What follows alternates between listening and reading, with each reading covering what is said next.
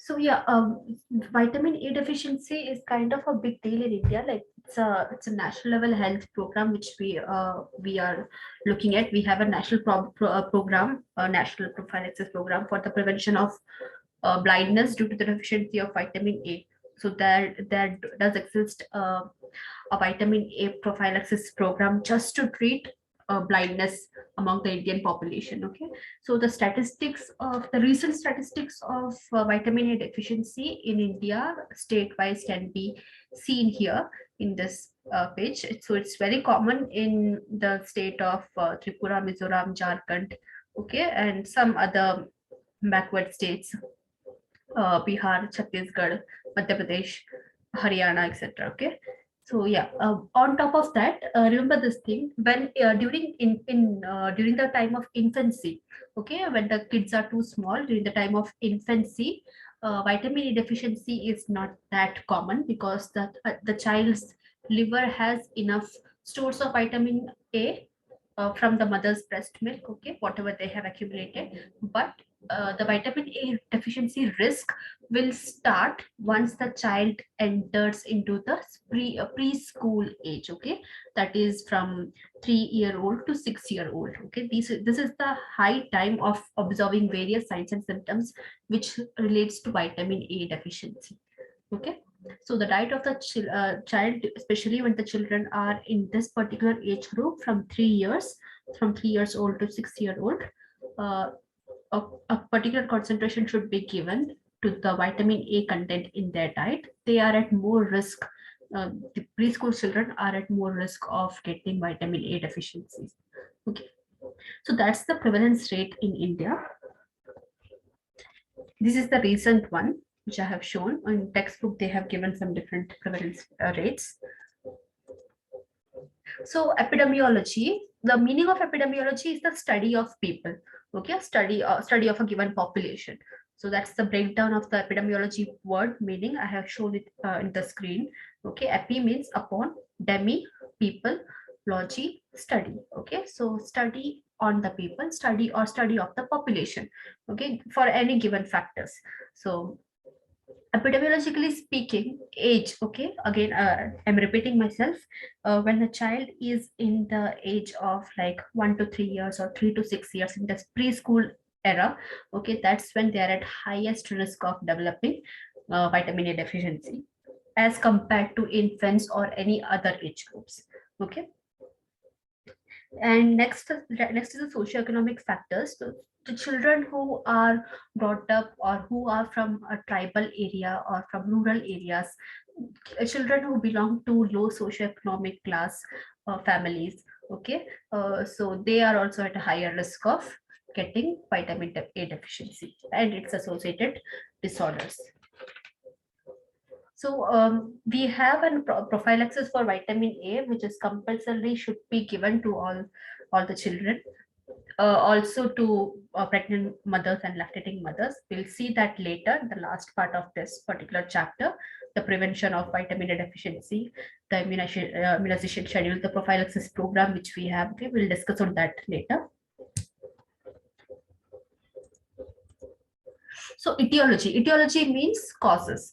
Okay, what are the reasons which lead to vitamin A deficiency? So it's a medical terminology, etiology, or you can just call it as causes of vitamin A deficiency. Okay, those who are not from the medical background, for them. So inadequate dietary intake, that is the first and the foremost reason, especially when a deficient vitamin A deficient diet was consumed by the mother during her pregnancy or during her lactation phase. Okay, that may lead to low vitamin A stores in the infant, and that will get depleted very soon. It will get over this little bit of vitamin A stores which the child has accumulated during breastfeeding, etc. Okay, during the breast from the breast milk, that will also get depleted soon before the child reaches the age of 3. Okay, so inadequate dietary intake. Okay, and when people grow old and as soon as they cross the preschool age, again, when the diet is not having enough food that is a rich source of vitamin A or beta carotene, okay, that may lead to deficient states. So yeah, can you give me the examples from previous class? Can you give me the examples? Give me first the examples of animal sources. Okay, animal sources which are good and rich in vitamin A.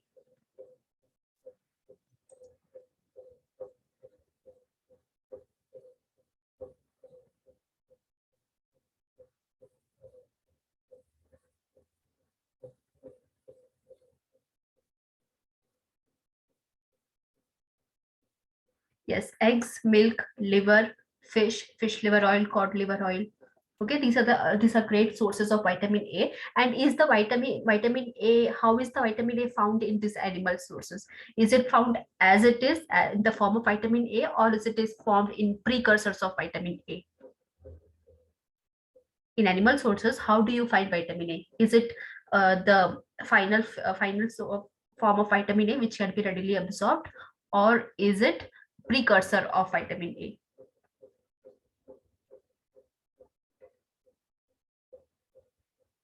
Yes, retinol is the correct answer. It is formed. Retinol is a form of vitamin A. It is not the precursor of vitamin A. The precursors you will find in plant sources, not in animal sources. You will find the precursors of vitamin A in the plant sources like alpha carotene, beta carotene, lycopene, etc. Precursors are in plants. Okay, the precursors of vitamin A has to go certain processes, certain chemical processes to become active form of vitamin A so that it can be readily absorbed by the intestine and be stored in the liver. Okay. Inadequate intestinal absorption. This happens when, especially in preschool children and in kids, when they suffer from chronic infections or even hookworm infections or any kind of worm infestations. Children who suffer from measles, who have not got the measles vaccine, and they get infected with mumps, measles, or even chicken pox. Okay, such infections, when the kids are undergoing such infections, automatically their intestinal absorption will reduce. Okay, even if the diet is rich in vitamin A, the intestine will not be able to absorb the vitamin A during that sick state. Okay, so that may lead to deficiency.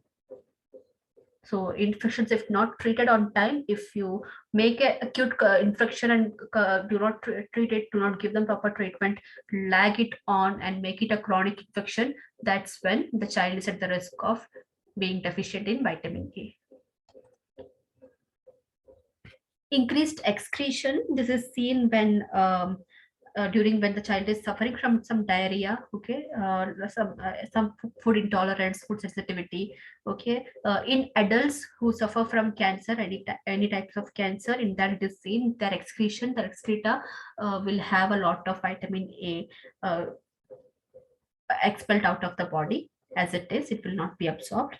And people who suffer from any form of infection, here in the textbook it is given UTIs, urinary tract infection. Not just that, but any forms of infection, vitamin A will be excreted out of the body because intestinal absorption is reduced. Or that's a direct causative factor. If the intestinal absorption is reduced, what is the next step? Whatever vitamin A is present in the chyme that enters the intestine, it will be expelled from the body as it is. Okay, then we have ignorance. There are certain beliefs like do not consume papaya during pregnancy. Okay, that's a very common belief among most of the cultures we see around. Okay, so that's some these false beliefs and myths may lead to vitamin A deficiency. Also, ignorance means that the female literacy rate in India is quite low as compared to the male literacy rate.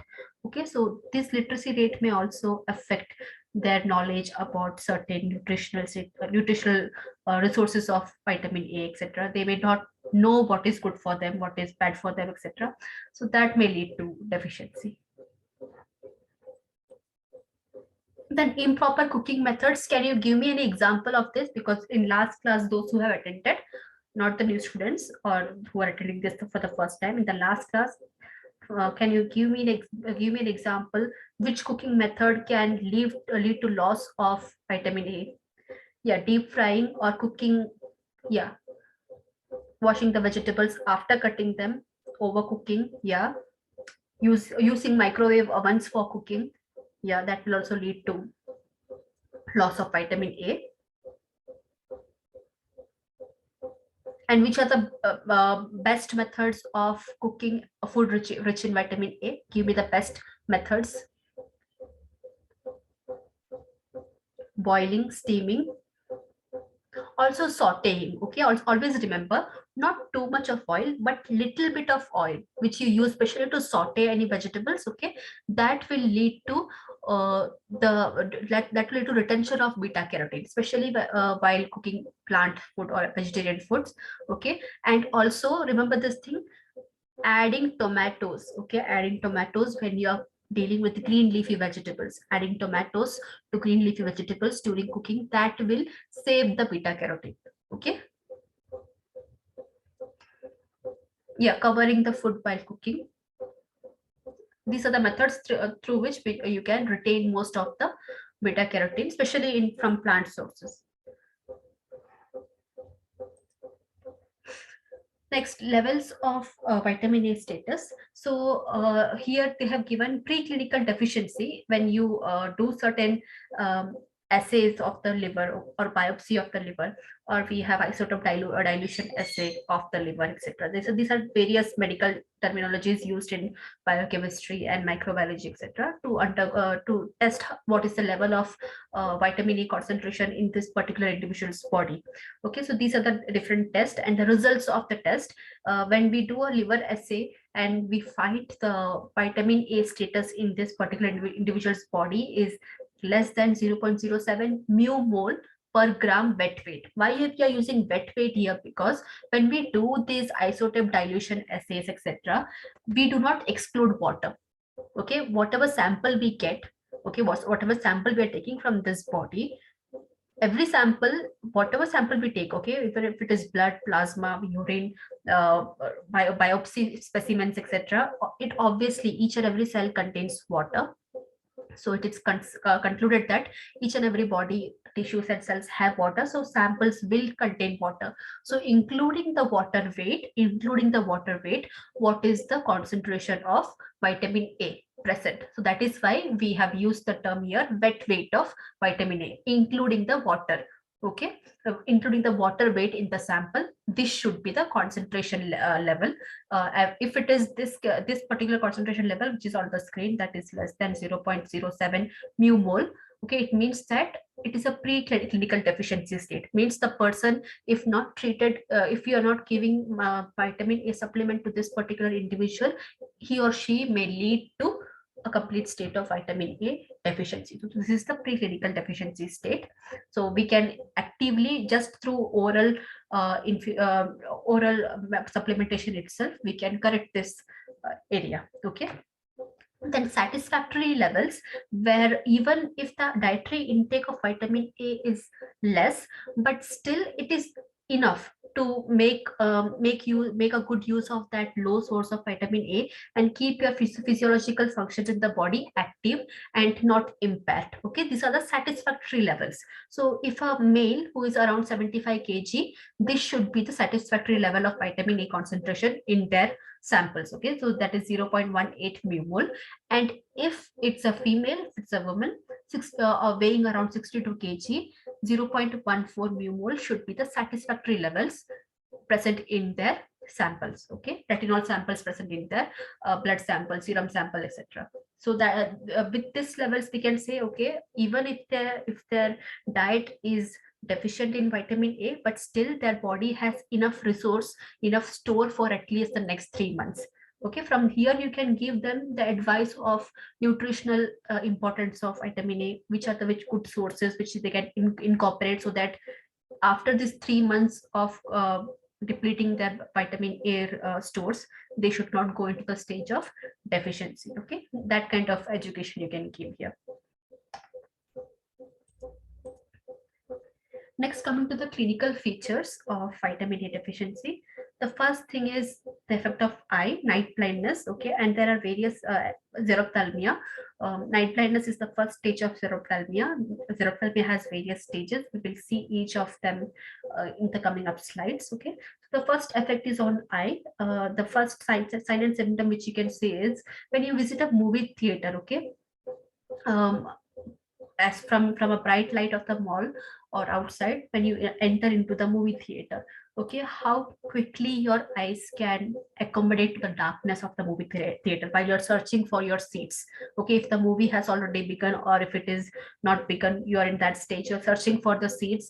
Okay, how easy for it is for you to search for your seats in that dim light of a movie theater. Okay, if somebody finds it very easy, even in that dim light, they are able to follow the lights which is shown on the staircase and they can find their seat easily, means they are not vitamin A deficient. But if people, even with the help of that small blinking lights in the staircase, etc., even with the help of that, they are not able to search their seat, they are tumbling around, uh, they are not able to move forward. Okay, that's a sign of vitamin A deficiency. So that is a starting phase of night blindness. Okay, and they find it very difficult, especially if it is adults, and they find it very difficult to drive during night. Okay, they find it difficult even to follow the traffic instructions during night. They can only see what cars are there in front of them, but not side to their sides, etc. Okay, these are the you can ask this kind of questions to people whom you suspect of having vitamin A deficiency. Okay, then effect of growth, obviously vitamin A is required for calcium and phosphorus absorption for the skeletal muscle skeletal development. Okay, and vitamin A is deficient, calcium absorption will not be adequate. Okay, that will lead to growth retardation in kids. Then effect on reproduction. For males, their germinal cells, germinal epithelium will not be able to grow healthy spermatozoa. Okay, that may lead to male sterility. Okay, fertility issues in males. And when it comes to females, those who are already pregnant, if they are in the state of deficiency, it may lead to some preterm labor, preterm birth. Okay, spontaneous abortions or fetal death. Okay, these things can happen during pregnancy. Then increase susceptibility to infection, because vitamin A, even in the previous class I have told you, cilia. Okay, cilia is there in your throat. Okay, in your trachea, and cilias are the small finger-like projections that will, as soon as a microbes or a dust enters your respiratory system, these cilia will secrete mucus, and this mucus will trap this dust and microorganism, and the cilia will make sure in an upward movement these trapped microorganisms or dust will be expelled out through the nose. Okay, it will make cilia make sure that these dust and microorganisms should not reach in the interior lobes of the lungs. Okay, and since they have this smooth texture, smooth and flowy finger like projections along with the help of mucus production, they are able to do this function. Okay, but in case of vitamin A deficiency, mucus production will not be adequate. On top of that, the cilia, which are like smooth finger like projections, they will undergo keratinization. Keratinization means they will dry up. When these cilia will dry up, they will not do the function of moving around in a wave like form and expelling the dust and microbes which they have trapped. They can't expel them outside. They can't move the dust and microbes from the interior lobes or in interior side of the tracheas to the upper respiratory system. They can't do that job. So automatically your humoral immunity is at risk, is impaired. Okay, this is your first line of defense. Okay, your first line of defense is impaired. So that is how you will be susceptible to a lot of infection because of this reason. Then, especially when it comes to pregnancy, there is a risk of preterm delivery, as I told earlier. Pregnancy-induced hypertension (PIH), okay, BP, especially during the gestational period. Okay, especially during the pregnancy, this woman was not having any issue with hypertension before she got pregnant, but as soon as she got pregnant during her gestational period, we have witnessed BP. BP means even within the 6 hours interval.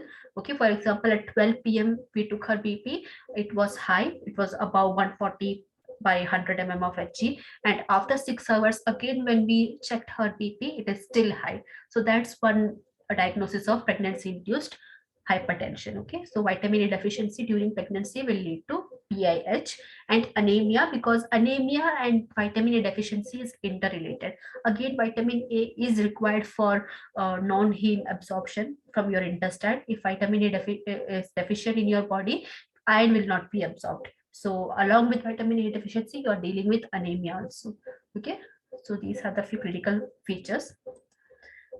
So yeah, xerophthalmia, that's the main thing here. The main problem which we are facing in India, that is like nutritional deficiency, blindness related to nutritional deficiency, that has to be prevented. And this program, National Prophylaxis Program against the prevention of nutritional blindness, okay, that is completely took over. It is completely funded by the central government and the Ministry of Family and Health of Welfare. Okay, so that ministry has completely funded this particular national health program. And the task what they have in front of them is that just because of nutritional deficiency of vitamin A, no citizen of India should turn blind. Okay, nobody should face blindness just because of the vitamin A deficiency. Okay, so there are other causes of blindness, some genetic reasons which we do not have much control of, some accidents, etc. Okay, those things we do not have much control of, but preventing my blindness just through ensuring adequate nutrition to your population, that is something the government should do. And government is, to an extent, they are able to control it. Okay, so yeah, xerophthalmia, that is the medical terminology which we use for the deficiency of vitamin A. Okay, it has various stages. It starts with XN stage, which is night blindness. Okay, then it will slowly proceed to up till Bitot spot. Okay, up to this X1B. Okay, till this third stage, it is reversible. Okay, till this stage, even if an individual reaches to this third stage, we can still reverse it back to a normal healthy vision. But after this stage, when the corneal cirrhosis, corneal ulceration, these things start, complete vision, when it comes to keratomalacia second stage, it is complete loss of vision. Okay, corneal cirrhosis and corneal ulceration, it has loss of vision, but some blurred vision can be, if treated properly and on time. Okay, we can at least save some amount of the vision. Okay, because blindness has a rate, total blindness or to a certain degree of blindness. Okay, so yeah, when it is keratomalacia stage 2, that is X3B, that leads to complete blindness. Corneal scar, complete blindness. Xerophthalmic fundus, that is also complete blindness. Then we have PXN, that is maternal night blindness, when a pregnant lady is having vitamin A deficiency and she's not able to accommodate her vision from bright to dim light. Okay, during her pregnancy. So that is maternal night blindness. That's a new stage which we have added here. So yeah, these are the different phases of night blindness. So the first XN, that is night blindness, you can see how a normal vision is and how a person who is suffering from night blindness visualizes during night. Okay, even with the traffic lights and street lights around, you can see the degree of their vision. Okay, how difficult it is for them, especially if they're driving at night, etc. Okay, from the next slides onwards, there are few images that I guess not everyone of you will be comfortable with. Okay, so if you do not want wish to see few images which is coming up, you can just avoid seeing looking at your screen. Okay, especially those who are not from the medical background, you may find uncomfortable seeing these images of mitoid spots or corneal xeroxis, etc. Some images are given in the textbook also. So the next stage is conjunctival xerosis.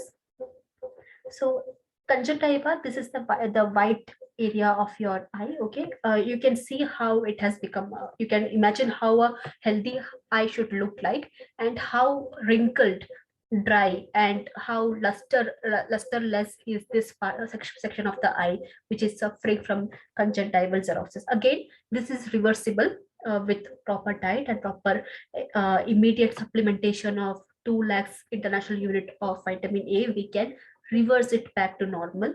Okay, so several weeks treatment is required to reverse it back to normal, but still vision is not lost here. So that this is how conjunctival cirrhosis looks like. Here I have shown you the wrinkled example of it. In some cases of congenital tyval xeroxis, you can see some muddy like spots, like brown spots here. Okay, that is also the same. That is also coming under the same category. Next, we have bitoid spots. Bitoid spots are again of two types. One has this brown color spots, and next we have this cream like cheese like foamy textured spots in the eye. Again, bitoid spots is also reversible. This is bitoid spots is very commonly seen in preschool children. Okay, those who are deficient in vitamin A, conjunctival xerosis, and this thing, bitoid spot is very commonly seen in preschool kids. As soon as we see this particular bitoid spot, we do not wait for any laboratory results or any further diagnosis. As soon as the Anganwadi ayas or the preschool teachers or anyone in the family also for a community education, if somebody sees this kind of spots in the child's eye, without waiting for further diagnosis, immediately vitamin A prophylaxis should be started. Okay. So the first image shown here on the left side is the starting stage of phytoid spot, and if it is not treated, it will convert itself into this creamy kind of frothy kind of white patches, white triangular patches.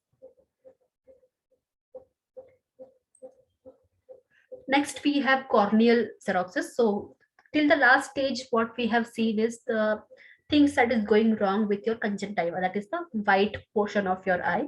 Now the cornea, that's the entire where the pigment of the eye remains, okay, which includes your iris, pupil, etc. Okay, the cornea will undergo xeroxis, that is dryness, and again the vision will be impaired here.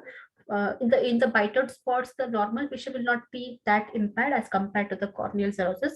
Here in the corneal xerosis, vision becomes impaired, and sometimes it may lead to complete loss of vision. Sometimes some degree of loss of vision. But again, even if you try to reverse it back, it will never go to a healthy state. Treatment is given here. Again, this will lead to blindness because of nutritional deficiency in children, in preschool children, and in tribal regions, in rural in very rural India, remote rural India, this corneal cirrhosis is very frequently seen.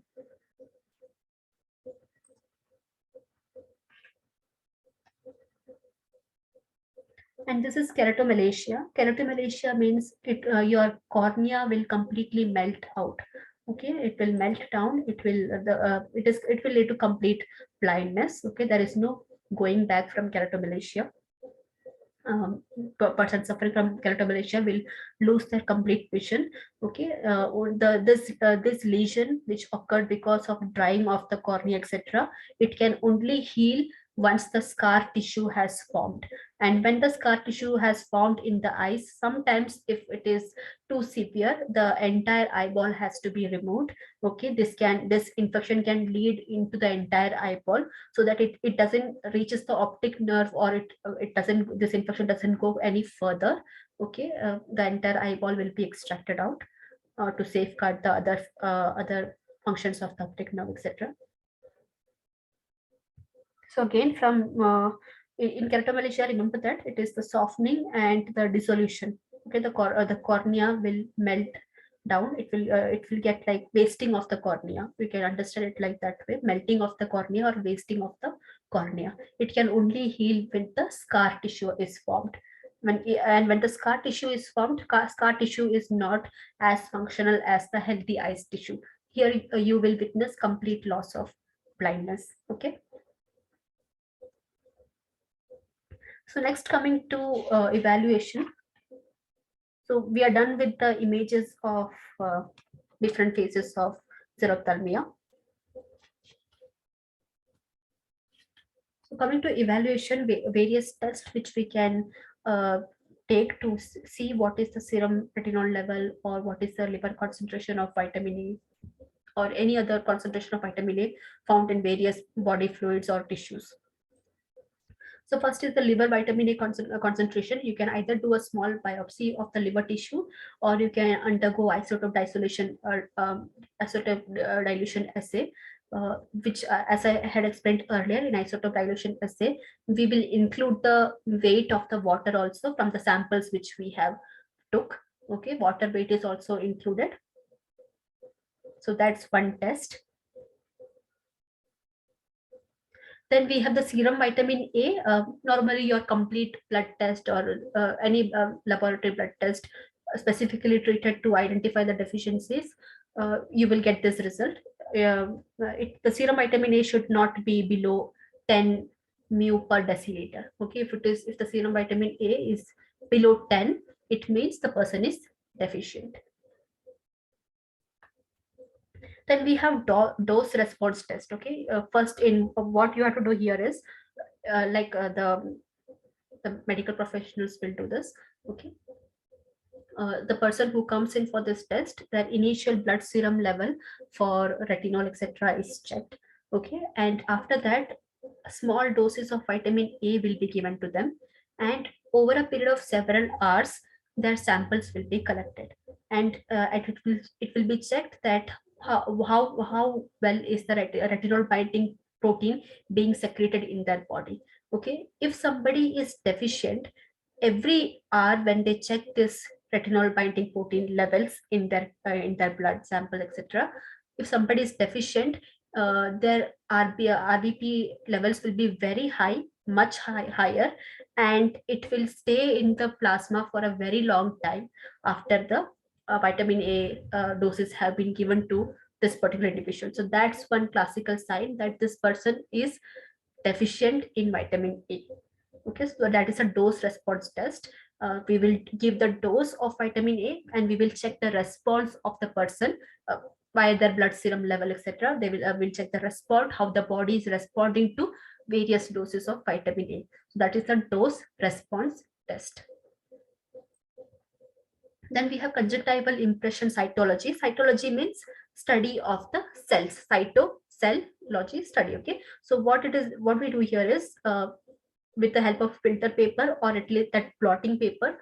Okay, it will be not using very hard force. Okay, mildly, we'll just keep the filter paper or the blotting paper on the conjunctiva, and the filter paper will absorb the tears, and along with that, some cells of the conjunctiva will get stuck to this blotting paper, and after that, that portion of the blotting paper will be checked under microscope. Okay, because under the microscope, the microbiologist and every other lab technicians, they know how the healthy cells of conjunctiva should look like, and how the keratinized cell of conjunctiva will look like. Okay, so when they find that the cells which have stuck to the blotting paper is not seemingly it is not healthy. Okay, it is looking like it is in the initial stage of keratinization. So this is a good test to identify any vitamin A deficiency in the initial phase itself. But doing this conjunctival impression cytology for kids, okay, especially the kids who are under 3, doing this test on them, it is not feasible. Okay, on adults we can do, even on children who can follow the instructions, we can do this test. But for kids who are less than 3 years old, it's difficult to do this test on them.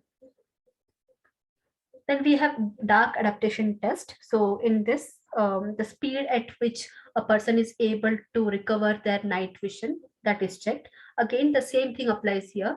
On kids, we can't do this test, because when a person goes from a bright light to a dim light, okay, when he or she is an adult, they can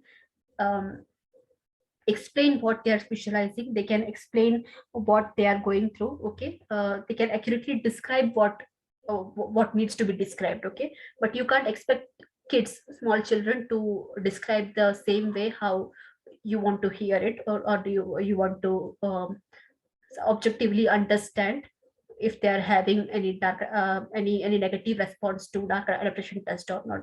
So this dark adaptation test completely depends on how a person describes the feeling of coming from a bright light to to a dim light, how they're adjusting, okay, how long it is, what kind of initial few objects which they can see, and after few seconds what else they can see, okay, that kind of description they need to give. So only adults and uh, kids who can follow the instructions, only they can follow up with this test. Small children will not be able to describe this test into that particular point to point description.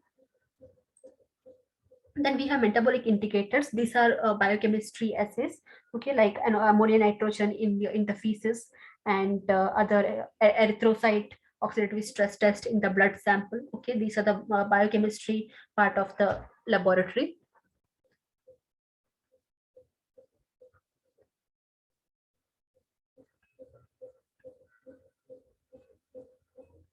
Yeah, functional tests, the same thing. Ammonia test and erythrocyte oxidative test. Metabolic indicator is the amount of retinol beta glucuronide test. Okay, I don't know how to pronounce that, but some byproduct of the retina, when the retinol is undergoing some metabolic reaction in your body, there will be some byproduct of retinol left. Okay, so identifying what is the amount of that byproduct of retinol left in the blood sample or the urine, that is the metabolic indicator. And functional test, ammonia test in the excreta, in the feces, and from the blood sample, what is your erythrocyte oxidative stress. Then breast milk retinol, only for lactating mothers you can do that. For pregnant mothers or for the women, and this is only an exception for lactating mothers, because your vitamin A status, what is your vitamin A status during the morning, okay, when you do a blood test or a vitamin A serum retinol test in the morning, there will be some result, and when you do in the evening there will be some different result. Okay, so the vitamin A serum levels will differentiate throughout the day. Okay, it will be different throughout the day. But when it comes to breast milk retinol, okay, it gives the exclusive exact amount of what is the concentration of vitamin A stores present in the mother's body, okay, lactating mother's body. So that's the breast milk retinol test. Then we have tear fluid retinol test on kids as well as for adults. We can do this. The tear which has been secreted by the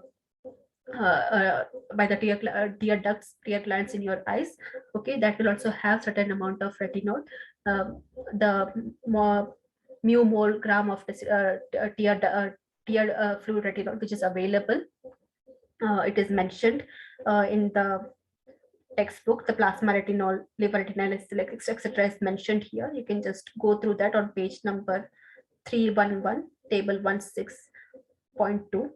Okay, different values, etc. But again, I'm repeating the same thing, the values which is given in the book, and in the future when you do a vitamin deficiency test, the reference value which you get from the microbiology laboratory, etc., it will be completely different. Okay, for an exam purpose, just follow what is there in the textbook, but in practical purpose, every laboratory will have their own reference value, etc., for this serum retinol, tear fluid retinol, breast milk retinol, etc.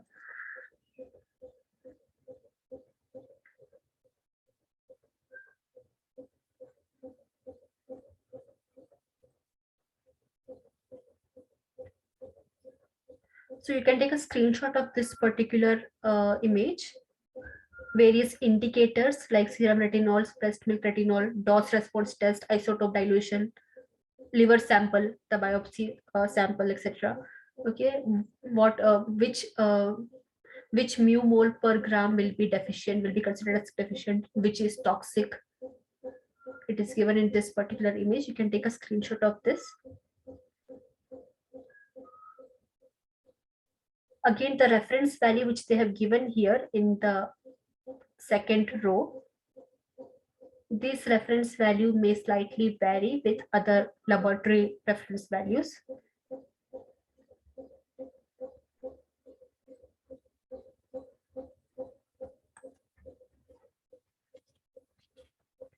So now coming to the treatment, mostly we do depend on the vitamin A prophylaxis to take care of the treatment necessities throughout the country. Okay, but apart from that, even in private consultation, treatments can be given. Okay, from primary healthcare also, vitamin A prophylaxis treatment can be given.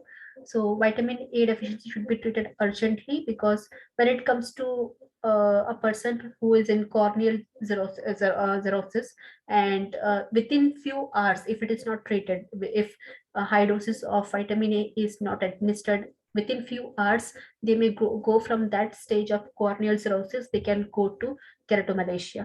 Okay, it may take just few hours for this person to go from partial blindness to complete blindness. Okay, so the time is of an essence here. So yeah, it should be treated urgently. As soon as you see the whiteout spots or anything, don't wait for the diagnosis to confirm vitamin A deficiency. Automatically vitamin A doses can be administered.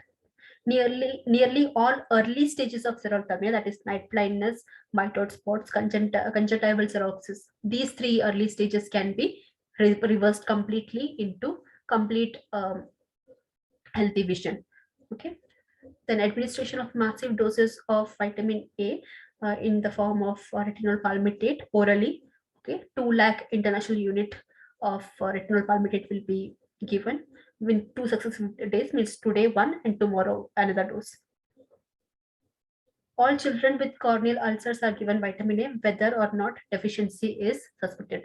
This is the reason why in preschools, in kindergartens, etc., the kindergarten teachers, etc., they are taught how to identify uh, white spots, early stage of white spot, later stage of white spots in the kids. Okay, even in the preschool teachers, they are given this form of training to identify that in the classroom itself, and then report it to the administration or to the parents to take the child to a PHC. So yeah, take a screenshot of this. This particular thing is again explained in your textbook. It's the same thing. Okay, the treatment schedules. Okay, immediately on diagnosis, how much we have to give, and when the child is of what age, what dose we should give. It is given here.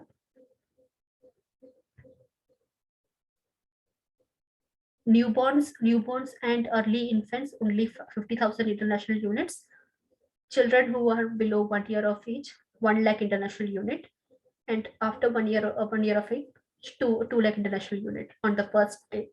And the same dose will be followed for the second day.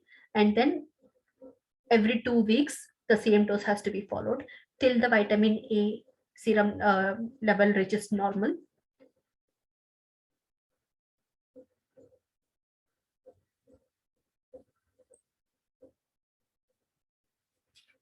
Then the prevention strategies which we have implemented, one is the ICDS program, Integrated Child Development Services. Then we have the CSSM program, Child Safety and Safe Motherhood program. So this kind of nutrition education, what is the importance of vitamin A, good sources of vitamin A, if you are deficient, what will happen to your child, what will happen to you, your vision, etc. All these things is given, this counseling is given to the mothers, expecting mothers, lactating mothers, as well as the mothers of the child who are in kindergartens, preschool, etc. There are Anganwadi ayas and other officials who are working with these two programs. They are on field duty. Okay, with the help of PHC, with the help of community health centers, they will be on field duty. They will be taking role plays on the street. They will be going door to door, giving health education and examination. They will do physical examination of the kids, eye examination, etc. So that's how they track down each cases of xerophthalmia and try to cover their entire community with the nutritional education. Then we have supplements of vitamin A, like giving them the posters or brochures of food which is rich in vitamin A, like carrots, pumpkin, spinach, dark green leafy vegetables, papayas, etc. Supplement them with that, or at least have your local farmers or school gardens. If it is a government school, help your school gardens to grow and cultivate these items. Then red palm oil is supposed to be very rich source of beta carotene, but red palm oil is not extensively used in India. Okay, to give impart the knowledge of using red palm oil, how to use it in the cooking food, or how how it is available. When it is available privately, nobody will buy that. But along with the government subsidiary programs, red palm oil should be supplemented. It should be distributed to, especially in the areas where we see high prevalence and incidence rate of vitamin A deficiency. That's the way how government is focusing it as of now. But no individual will go privately and buy red palm oil. If it is supplied by the government subsidiaries, then only they're using it in their food, etc. Then in curriculum, um, from the primary school itself, in their curriculum, brief topics, small lessons on vitamin E deficiency, how to prevent that, it should be given to the kids. So sometimes what happens is their parents may be literate, their parents may not be knowledgeable, but we are making these children as the change agents by incorporating in education to these children and expecting the children to teach their family members. So that's how school curriculum can help. Then we have some horticultural inventions like golden rice. Okay, you can see the image here, how a typical white rice looks like and how we get the golden rice. So golden rice is kind of genetically engineered with the infused beta carotene in it. So it's a very good source of beta carotene. So in all the third world countries, like developing countries and some African countries, they have successfully used the and incorporated golden rice. It is available in India also. Swarma, we call it as swarma in India. Okay. There are some drawbacks to it. While growing this particular variant of rice in India, we have seen that the paddy fields are not giving enough yield of this particular variation of rice. Okay, the rice plants have a stunted growth, especially the golden rice plants. They have a stunted growth, so the farmers are not getting a very good yield out of this golden rice. That's one drawback here. But in other countries like African countries, Nigeria, etc., they have successfully incorporated golden rice, and they are treating the community level blindness to a very good level. Then we have cassava or tapioca. We can see here how a conventional cassava or tapioca looks like, and this is a vitamin A biofortified cassava. Okay, again, it has a yellow tint to it because of the presence of beta carotene. It is very rarely found in India, but in South African countries like Nigeria, etc., they are using cassava rice, they are using cassava flour in their cooking, etc. So that's how they are dealing with the vitamin A deficiency. Then at village level, we can have nurseries which can give out saplings of like papaya plant, or any other good source of vitamin A plants like the saplings of the shoots of the carrots, um, the saplings of drumstick trees, etc. Okay, that can be distributed at a very cost efficient manner in the village level, the rural areas where people can actually afford it. They can grow it in their backyard, etc., and use it. Krishi Vigyan Kendras have incorporated various curriculums for the farmers who are the members of Krishi Vigyan Kendras, and are teaching them, continuously teaching them the importance of growing vitamin A, the sources of vitamin A in their backyard or in their agricultural field. Okay. Cassava means tapioca. In India, we call it as tapioca. Okay, in some part of the world it is called cassava, it's called as tapioca. It's a very common staple food in southern states like Kerala, Tamil Nadu, etc. It's a staple food. Okay,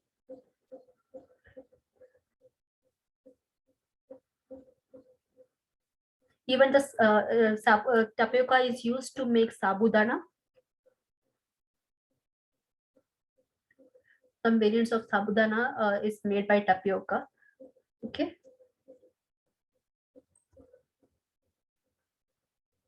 And school gardens, it will help to maintain a physical activity level among students also, because gardening is a physical activity extensive um, at workout. Okay, so school gardens will make sure that children are interested in agriculture.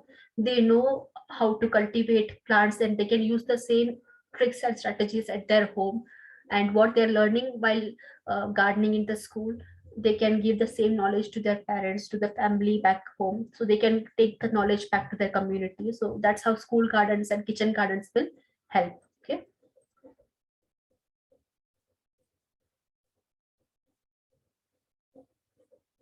So about cassava, the yellow cassava which you see here, that is the biofortified cassava. It's very rare in India. We are not seeing it much. Again, the golden rice also has some drawbacks, but in other countries, these strategies, these biofortified foods have been successfully used, and it is preventing blindness and xerophthalmia to a certain degree because of this uh, inventions, etc. Yeah, this is the National Prophylaxis Program against the nutritional blindness. Vitamin A syrup, along with the syrup bottle, the spoon will be given, and the PHC workers, the nurses in the PHC, the Anganwadi ayas, etc. They have the knowledge of how to use it. Okay, what is the 1 teaspoon will have around 1 lakh international unit of vitamin A. 2 teaspoon will have 2 lakh IU vitamin A. Okay, that kind of knowledge they have, and they know based on the immunization schedule what the child has received previously, how much dose they have to give in their subsequent visits, etc.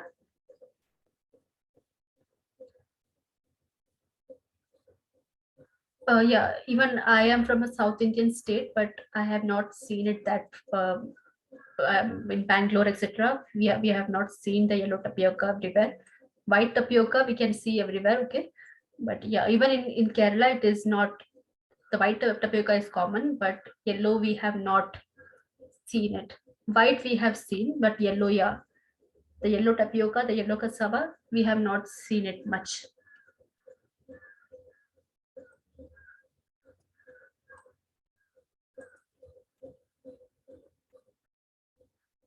So this is the prophylaxis which we are giving to 6 to 11 months old child.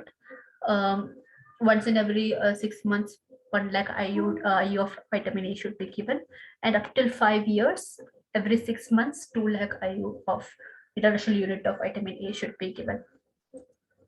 If you have eyesight issue, that it is not just there is a vitamin A deficiency, there will be other factors, the screen time, etc., the stress level, your genetics. Okay, if your parents have poor eyesight issues, okay, it is transmitted to the children also. There are various factors which will lead to myopia and hypermetropia, etc., uh, or astigmatism. There are various factors to it. Okay, vitamin A deficiency would be one of the reasons to it. Okay, you can't completely blame it on vitamin deficiency, but yeah, it can be one of the factors which may have led to myopia or hypermetropia in your case. But there are other several factors which will lead to eyesight issues.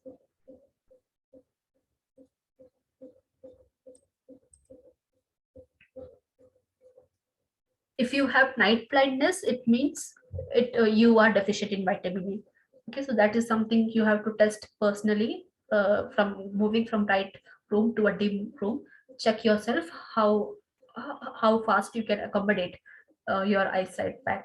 It should not take time. Usually, it should not take time.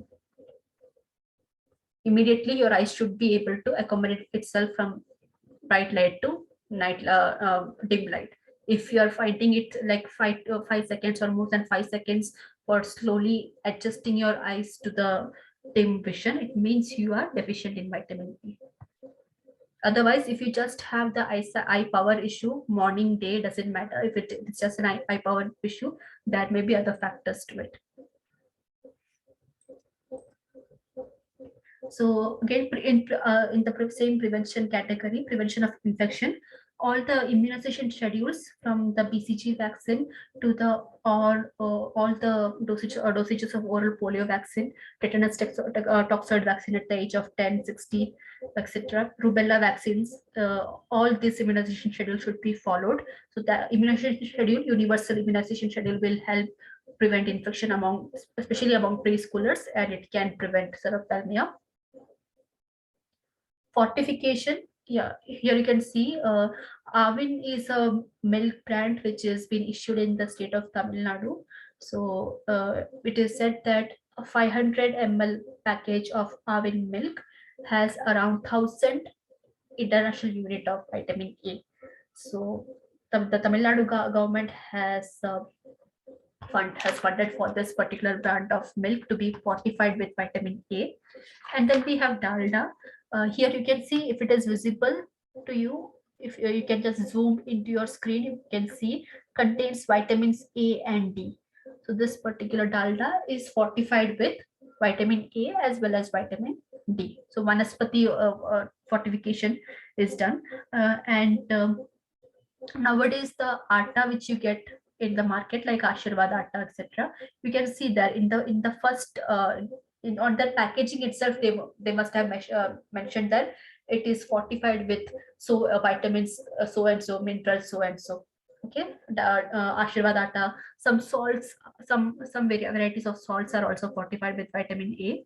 Okay, but these are the three common things. The atta which is readily available outside like Ashirwad atta, etc., this form of dalda, and almond milk. Dalda, yes, it has certain drawbacks on health, but the thing is, people who are from low socioeconomic background, they use dalda instead of ghee, etc. Okay, they use dalda as a source of fat instead of ghee because it is cost effective for them. So that is the reason why, since the government can't provide other fat sources, other sources of lipids or visible fats, but the what the government could do here was fortify dalda, so at least this vitamin deficiencies are taken care of. Okay, so that's the technique which they have used here. Dalda, obviously it has certain drawbacks on health, but since lot of people from poor families and low socioeconomic background, they depend on dalda, we have fortified that to counteract the deficiencies. Okay, then coming to biofortification. So yeah, it is genetic engineering. Okay, genetic engineering, either the plant are able to plant which is been genetically engineered, this plant is able to make new nutrients, or they are at least able to accumulate small levels of micronutrients so that the consumers can meet their daily requirements. Okay, so that is the use of biofortification here. So yeah, golden rice is a good example for that. So you can see white rice and golden rice, and after cooking the white rice and golden rice, it looks almost similar except for the yellow tint which the beta carotene gives here.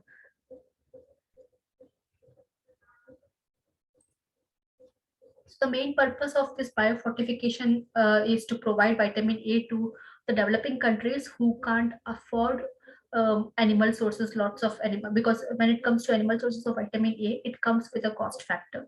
And since this is already poverty-stricken world, poverty-stricken countries, etc., some of the South African countries, etc. So to contract that in a very cost-effective manner, their own government, along with the help of WHO and other FAO organizations, they have supplied this. They have sponsored the genetic engineering of golden rice, and it is successfully been implemented in their day-to-day lives. Any doubts about this topic, please mention in the chat box. If you have any general doubts, please ask me in my personal WhatsApp.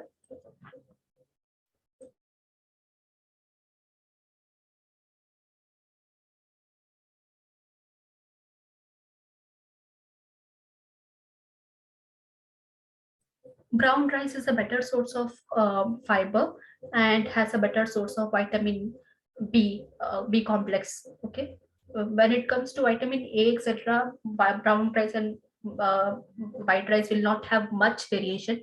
There may be slight variation, but not much. Okay, the only thing that brown rice wins in front of white rice is its glycemic index. Okay, the carbohydrate glycemic index rate, the fiber quotient, and then the vitamin B complex, uh, all the vitamin B complexes.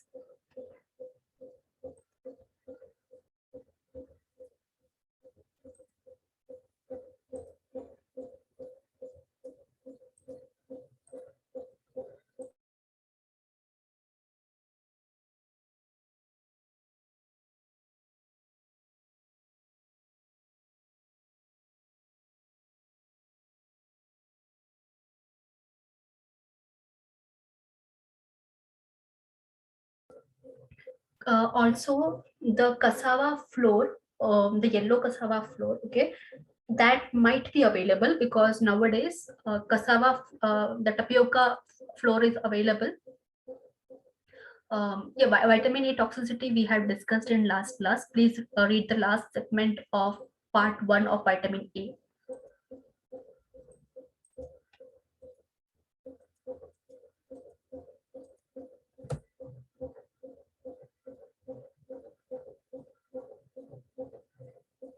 Because when it comes to tapioca is the staple food when it comes about for the southern states, okay, South Indian states, especially the state of Kerala and Tamil Nadu. Tapioca is a staple kind of food there, but in other northern state, if you want to try tapioca, it is available in a flour form, okay, you can try that.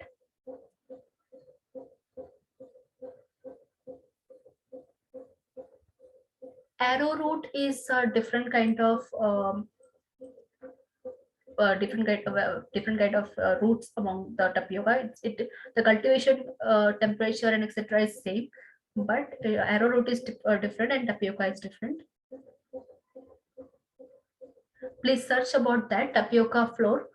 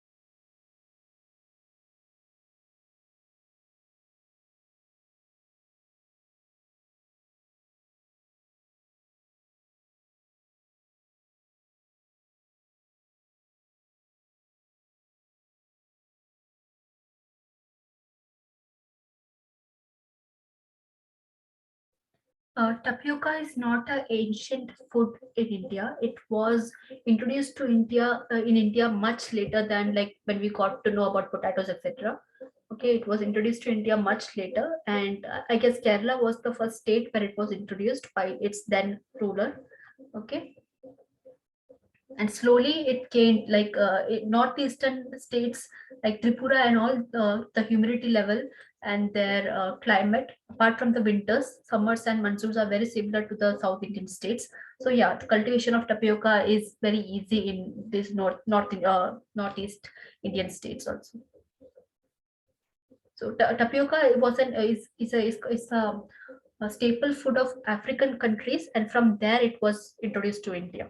Okay, that also it was in the 18th century something, not beyond that. From 18th and 19th century onwards, tapioca has been used in India. Before that, it was never used in India.